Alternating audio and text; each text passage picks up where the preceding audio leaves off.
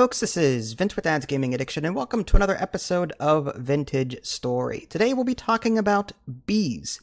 Bees are important because their byproducts will allow you to craft some really cool things. Let's go ahead and jump right into it.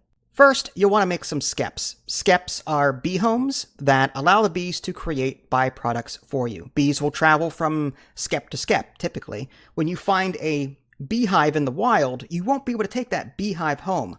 Rather, you'll have to get them to go to the skep, and then you'll be able to take that skep home and start your very own bee farm. To create a skep, you'll need some cattails and some clay. Pretty simple stuff. So, where are the bees? Well, that's a good question. I went ahead and pulled some information from the wiki. It is very useful. I highly recommend you check out the wiki.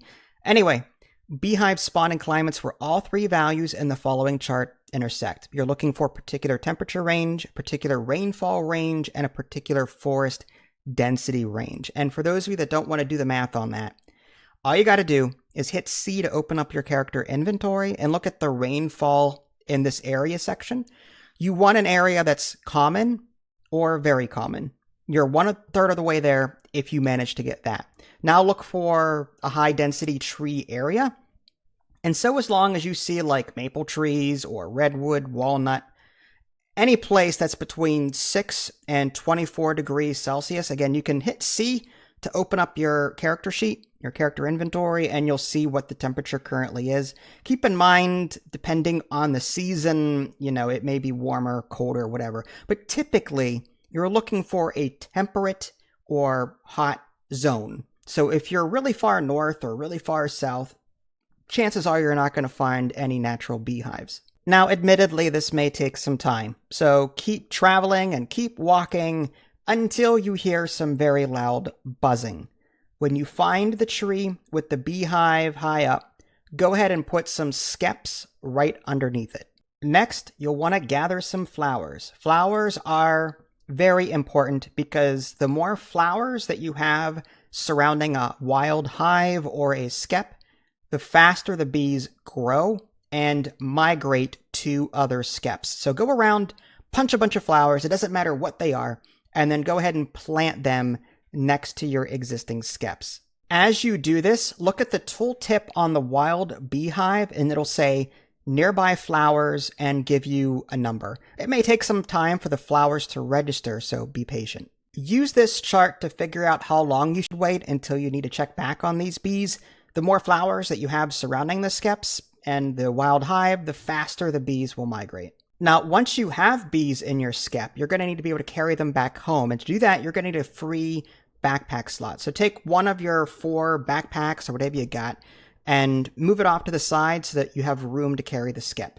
Once you find a good home for it, you're going to need to place it. But typically you can't mouse wheel or select things in your backpack slots.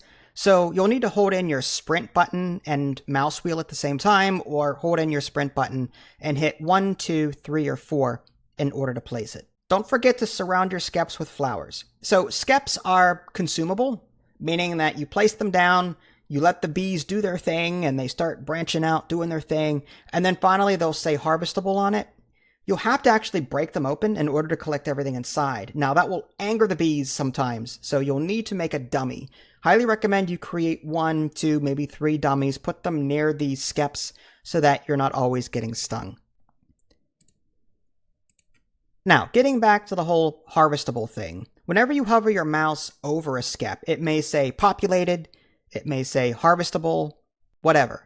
Now, if it's the only skep you've got in the area that has bees in it, don't harvest it, because then, you have no bees left, because you're going to destroy that skep in order to get the stuff inside. So wait for your bees to move from skep to skep and grow, and wait till you got like 3 or 4 hives full of bees, and then harvest some of them. Not all of them, some of them, and then put new skeps down. Again, you'll need cattails and clays for that. You do get a partial refund when you do break a skep, so you won't have to constantly get a lot of cattails and a lot of clay, but you'll still need quite a bit.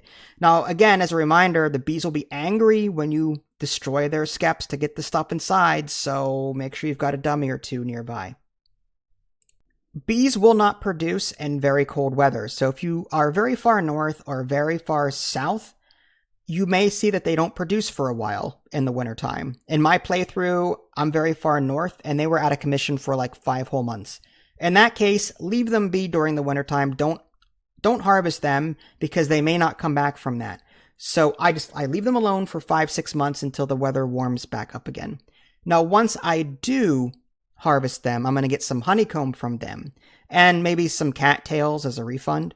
But anyway, I take the honeycomb and I can either put it in the fruit press, or I can just bring it to a barrel or a bucket and just hold in the right mouse button, and I'll squeeze the honey out of the honeycomb. And I'm left with beeswax and honey. Honey in the barrel and then beeswax in my inventory. And I can use that beeswax for a number of things. I'll let you guys discover the recipes on your own, but I personally use the beeswax right away to make some hanging lanterns so that I could light my house and I no longer had to use torches or the hot oil lamps. But if you guys like this video, go ahead and subscribe. That way you can stay up to date with any new content I happen to publish. This is Vince. Thanks for watching. I'll catch y'all next time. Take care.